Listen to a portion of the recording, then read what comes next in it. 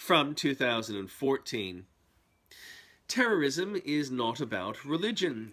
It isn't that the terrorists are or are not religious. Islamic leadership is impotent in the face of terror and confused as they are too close. Literally, the suburbs threatened in the dawn raids by police, which rounded up members of possible terror cells, had burqa-clad women and are close to where the Islamic leaders live and preach hate. Naturally, the ABC raised the issue of police brutality.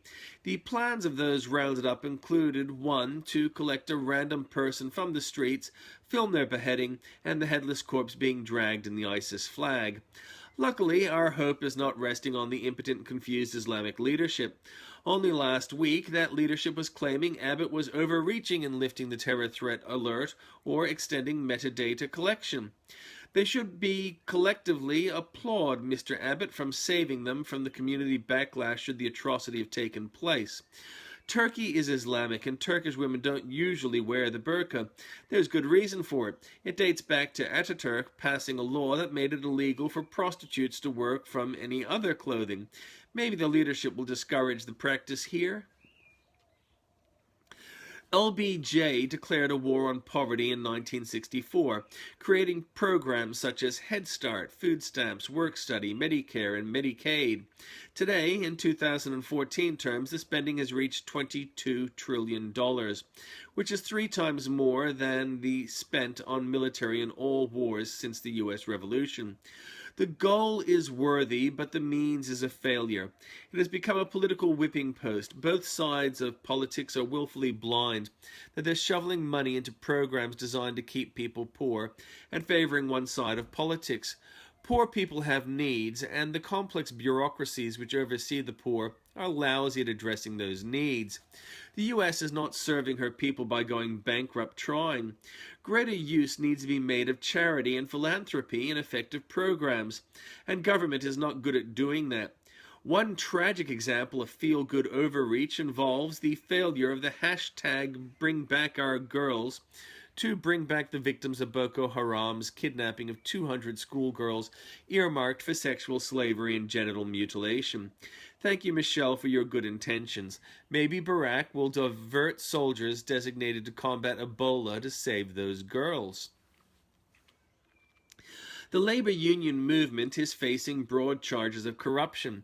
The CFMEU, Construction, Forestry, Mining and Energy Union, has been allegedly to have been employed standover tactics in building sites.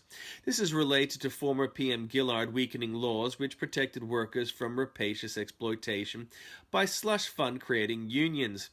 The union has denied the allegations, but sadly, because Gillard weakened the laws, it is hard for them to prove they aren't corrupt. It is the misfortune of the unions that the ALP is too closely aligned with them to be of any help. The ALP leader, Shorten, has to answer questions of misappropriation of union funds and the creation and abuse of slush funds.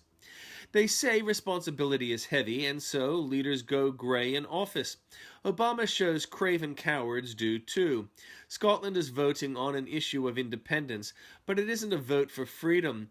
There is nothing that Scotland as independent will get that it does not have now within a UK democracy. If the yes case wins, then the Conservative leader, Cameron, is in trouble, even though none of this is his fault. Grossly irresponsible people have promised many things. If there is a yes vote, but not Conservatives. Australia is being promised a similar poll on a non-issue, with plans to institutionalise apartheid within the Constitution. Having failed to protect the poorest of Australia, some bright sparks think that redefining race within the Constitution will address the issue. It didn't work in South Africa either. Nova Peris belongs to the Australian Labor Party in many ways. She has no idea about appropriate behaviour. At a children's athletic meet, Nova abused officials so as to seek an advantage for her son. Like other ALP plans, it didn't work. It highlights the failings of the leader Shorten to stamp any authority on those he leads. Shorten says he supports Mr Abbott's actions in the Middle East, but then backbenchers stand up and say they don't. Shorten fails to implement policy. He addressed workers with a pathetic protectionist speech which did nothing to provide Australia with certainty she needed over submarines. A bugbear for Shorten is his support of a murderously bad policy on migration by people smugglers. But in his defense, the ABC is confused too. They seem to say it is good to drown poor people if pirates prosper from it. Clive Palmer loses another court battle he claimed he won. He appears increasingly desperate but never competent. ABC continues flogging AGW hysteria, claiming that water rising around Australia will cost billions of dollars.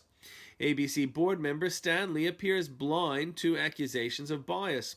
A female who beat up a pensioner on a bus has failed to apologize but has been given a suspended sentence. An execution in Texas of a despicable woman who tortured a child to death.